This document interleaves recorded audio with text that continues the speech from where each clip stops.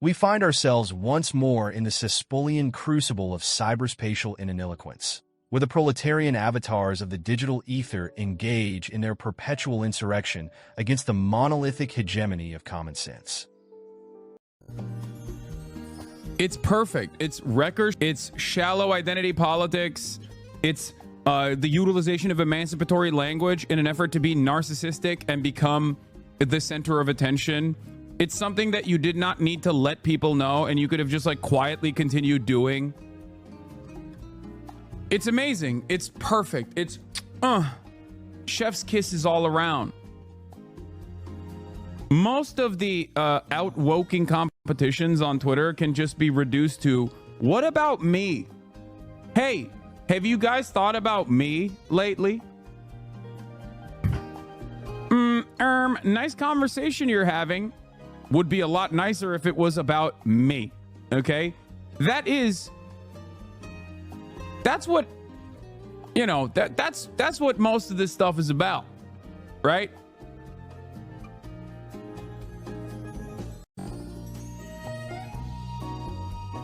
Literally just stealing Jeselnik jokes? Who? I haven't heard Anthony Jeselnik in probably like 8 years, with the exception of the one time where he made fun of Joe Rogan. If you're saying I'm stealing the Jeselnik joke, I do respect Anthony Jeselnik. A lot of the chirpers in the chat are the same way, lol. Yes, of course. It's always the same.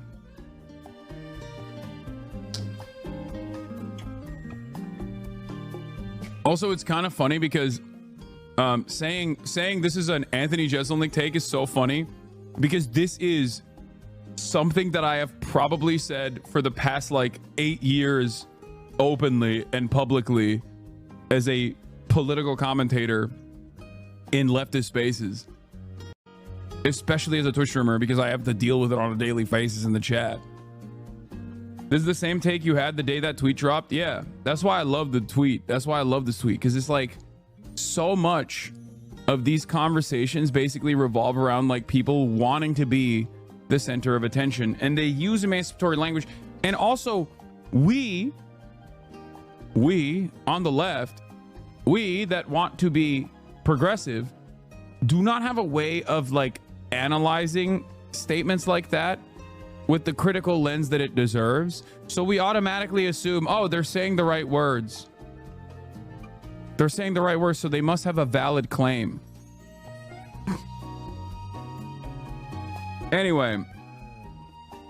And lo, at the center of this cacophonous maelstrom of unwarranted consternation, our interlocutor of scrutiny, the indefatigable Hassan Piker, known colloquially as Hasanabi, the titular ideologue, the cybernetic prophet of leftist evangelism, now besieged by the insipid machinations of the digital plebeians, accused of that most odious of transgressions in the sacred theater of comedic sanctity, joke larceny.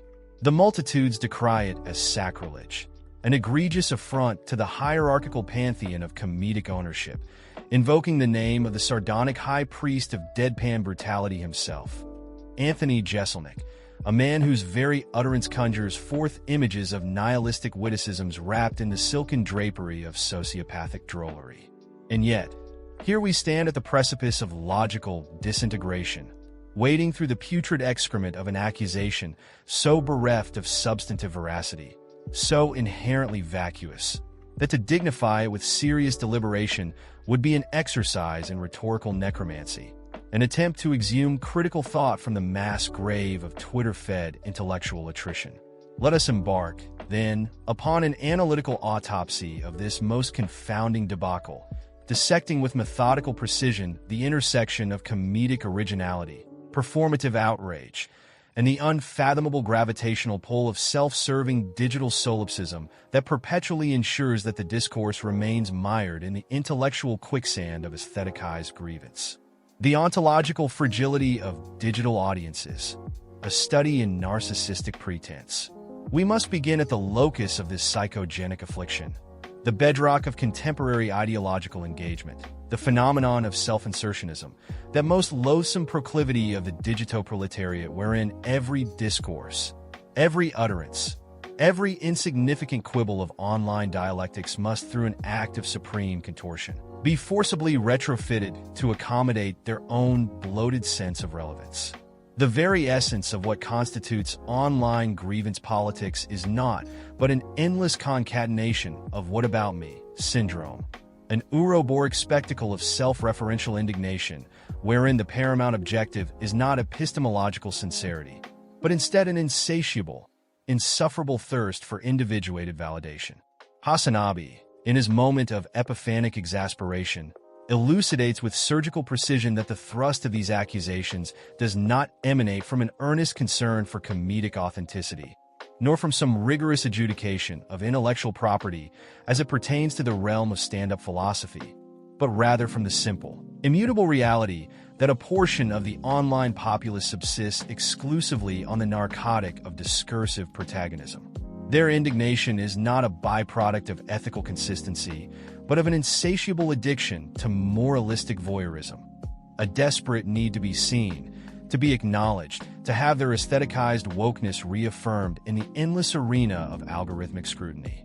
And thus, we find ourselves trapped in an echo chamber of performative grievance, wherein no utterance is too inconsequential, no accusation too spurious, no manufactured outrage too ludicrous to be wielded as a cudgel against the nearest available ideological avatar.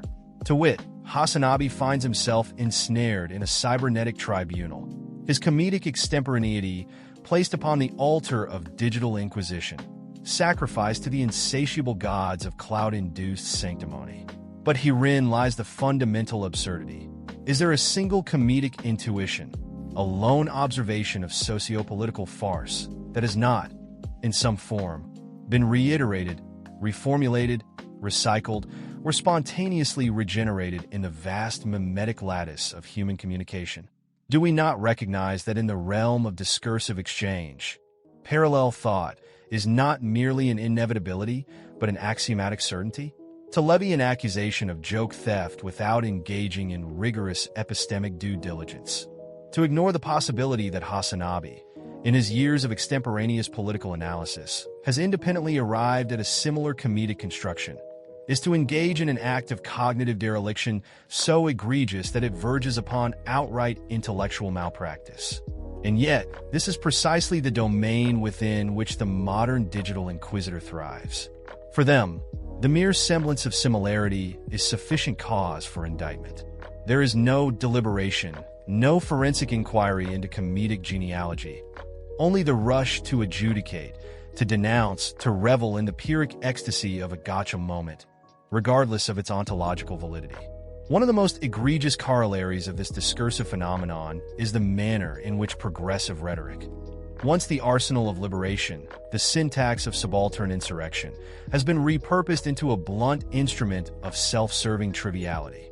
The emancipatory lexicon, painstakingly cultivated through generations of struggle, has been hijacked, not in service of material justice, but as a currency of social capital, a linguistic subterfuge deployed not to illuminate, but to obfuscate. In this instance, the accusations leveled against Hasanabi do not function as legitimate critiques, but as an opportunity for the accusers to position themselves at the epicenter of a fabricated crisis. They invoke the language of ethical accountability not as a means to actualize justice, but as a superficial veneer of ideological engagement, a performative theater wherein they might cast themselves as the arbiters of cultural purity. This is the quintessential modus operandi of the Twitterati, the reconfiguration of socio-political discourse into an endless pageantry of self-aggrandizing pontification. For them, engagement is not about intellectual rigor or moral consistency. It is about the accrual of discursive validation, the accumulation of social equity through the incessant policing of rhetorical minutiae. In this paradigm, authenticity is irrelevant. All that matters is the illusion of moral supremacy. Hasanabi, the reluctant protagonist of yet another absurdist digital spectacle, finds himself ensnared in an unending loop of performative moralism. He is, like all public figures in the cybernetic agora, subjected to the whims of an audience whose primary objective is not the pursuit of truth, but the perpetuation of their own relevance. The accusations against him, built upon a foundation of intellectual fragility and self-indulgent grievance, will fade into the ether of cyberspatial entropy, only to be replaced by yet another manufactured controversy, another arbitrary inquisition, another meaningless debate devoid of substantive consequence. For this is the Ouroboros of digital discourse, an infinite feedback loop of ideological posturing, a tragicomic cycle from which there is no escape. And so, Hasanabi will persist, as he always has, navigating the treacherous waters of online absurdity, enduring the vacuous condemnations of those whose only substantive contribution to the discourse is their own insufferable existence. And the cycle shall continue ad infinitum.